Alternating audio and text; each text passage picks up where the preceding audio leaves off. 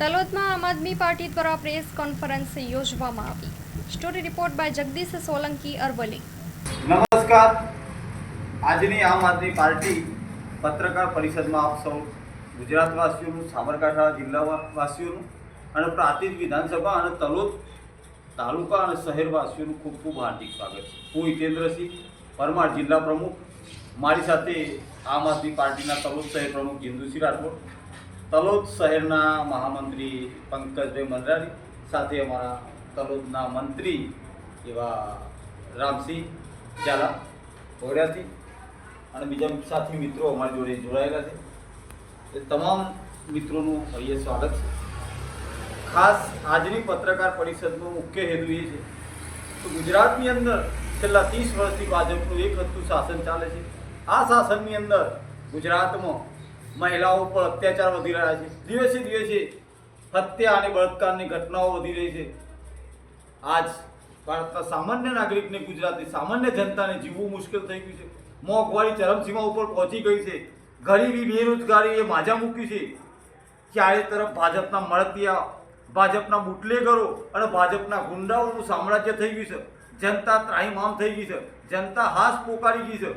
આજ 30 વર્ષના શાસનની અંદર ગુજરાતે જે પ્રકારનો કાંડ કર્યા છે, જે ભારતીય જનતા પાર્ટી મારફતે, તેનો તમામ કાંડનો અતિશય જ્યારે પ્રકોપ વર્તી રહ્યો છે, ત્યારે આમ આદમી પાર્ટી આ ગુજરાતના સ્થાપના દિવસ નિમિત્તે અમે ગુજરાતની જનતા વતી અમે માફી માગીએ છીએ કે અમે આપના માટે કંઈ કરી શક્યા નથી વિરોધ પક્ષની રીતે, પણ અમે 1લી તારીખે સ્થાપના દિવસે અમે ગુજરાતની સ્થાપના દિવસે અમે ઉપવાસ આંદોલન કરીએ છીએ અને ઉપવાસ આંદોલન કરી ગુજરાતની જનતાને અમે ન્યાય અપાવી શક્યા નથી। એના માટે અમે પ્રાયોજિત કરીએ છીએ કે ગુજરાતની આગામી સમયની અંદર ગુજરાતને સુખ, સમૃદ્ધિ, સુખાકારી અને ગુજરાતની સુખાકારી માટે મળતિયાઓ બહાર નીકળી છે। એટલે ભાજપના લોકોએ હાહાકાર મચી દીધો છે।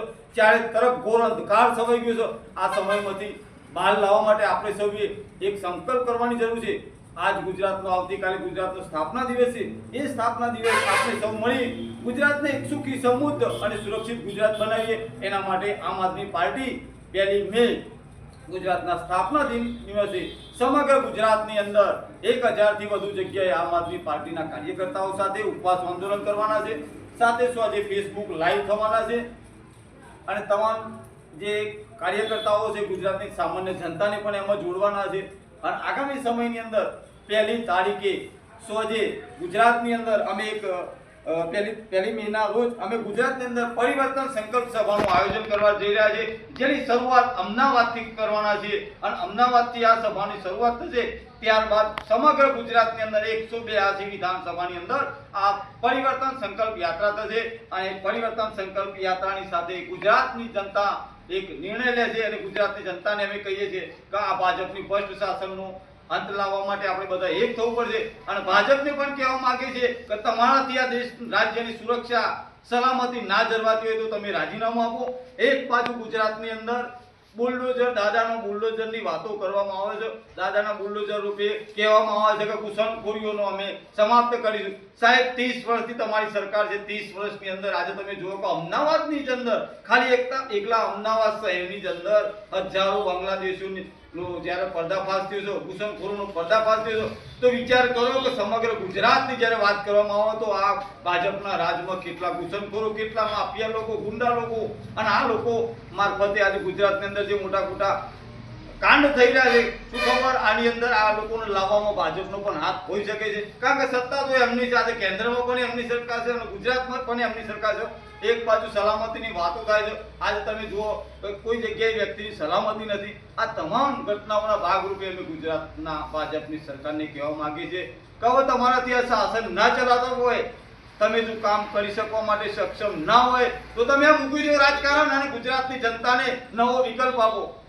વધુ કહેવામાં આપતું નથી, પણ ગુજરાતના સ્થાપના દિવસ નિમિત્તે સૌ ગુજરાતવાસીઓને અપીલ કરીએ છીએ કે આપણે હવે પ્રાયોજિત કરવાનો સમય આવ્યો છે। આપણે સામાન્ય લોકો, આપણે જાગૃત લોકો, જે જનતાની પીડા નહીં સમજતા, જે પીડિત છે, વંચિત છે, શોષિત લોકો છે, એમના માટે આપણે કશું કરી શક્યા નથી।